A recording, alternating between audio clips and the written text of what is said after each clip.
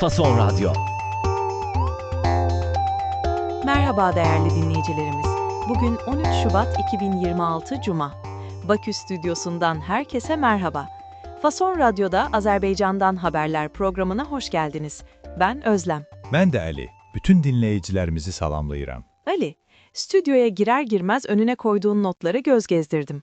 Anlaşılan o ki bugün Azerbaycan'da siyasetin ateşi epey yükselmiş.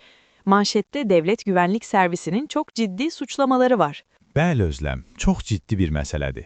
Dövlət Təhlükəsizlik Xidməti, yəni DTX, bir neçə tanınmış adama qarşı hakimiyyəti zorla dəyişdirmə ittihamı irəli sürüb.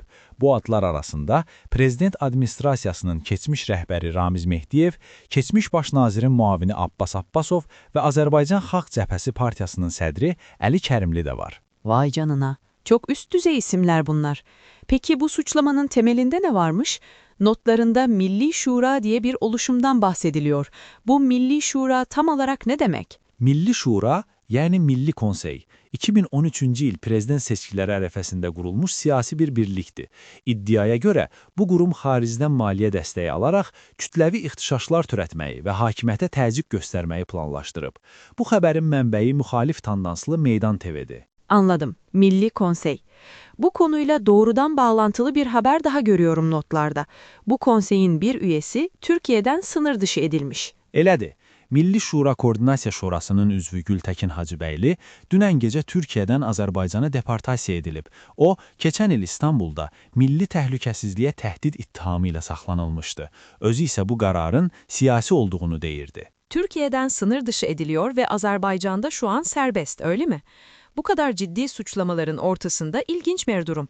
Kaynağının yine Meydan TV olduğunu da ekleyelim. Peki, iç siyasetin bu hararetli gündeminden biraz çıkıp komşulara bakalım. Ermenistan Başbakanı Paşinyan'dan demiryolları ile ilgili bir açıklama gelmiş. Bəli, bu da Azadlıq Radiosunun xəbəridir. Baş nazir Nikol Paşinyan deyib ki, ölkənin dəmir yolu şəbəkəsinin Rusiya tərəfindən idarə olunması hökumətin Türkiyə və Azərbaycanla nəqliyyat əlaqələrini bərpa etmək cəhdlərinə mane olur. Yani Rusya, Ermenistan'ın Türkiye ve Azerbaycan'la normalleşme adımlarına demir yolları üzerinden engel oluyor diyor. Bölgedeki dengeler ne kadar karmaşık. Şimdi biraz da ekonomi konuşalım. Petrol dışı sektörden iyi haberler var anladığım kadarıyla. Bəli, bu sevindirici xəbərdir. Azadlıq Radiosunun yazdığına görə, Dövlət Vergi Xidmətinin qeyri-neft qaz sektorundan əldə etdiyi gəlirlər təxminən 90 milyon manat artıb. Bu, iqtisadiyyatın şaxələndirilməsi üçün yaxşı göstəricidir. Harika. Bir de gaz üretimiyle ilgili bir haber var. Üretim artmış ama tüketim düşmüş. Bu nasıl oluyor? Mütəxəssislər bunu elektrik enerjisi istehsalında bərpa olunan enerji mənbələrinin payının artması ilə izah edirlər.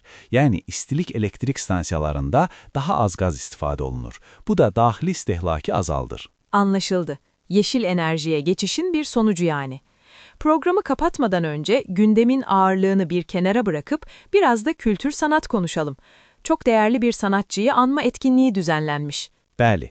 Dövlət Film Fondunda görkəmli teatr və kino sənətçisi, xalq artisti Amalya Pənahovanın 80 illik yubileyinə həsr olunan anım tədbiri keçirilib. Onun unudulmaz rolları və sənəti yad edilib. Halk artisti. Bizdeki devlet sanatçısı unvanı gibi bir şey sanırım bu, değil mi?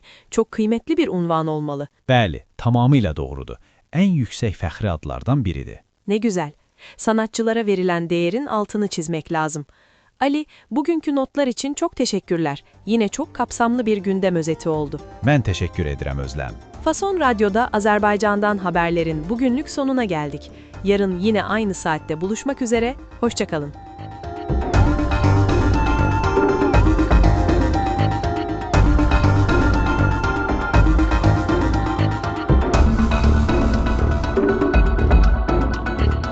Fason Radyo.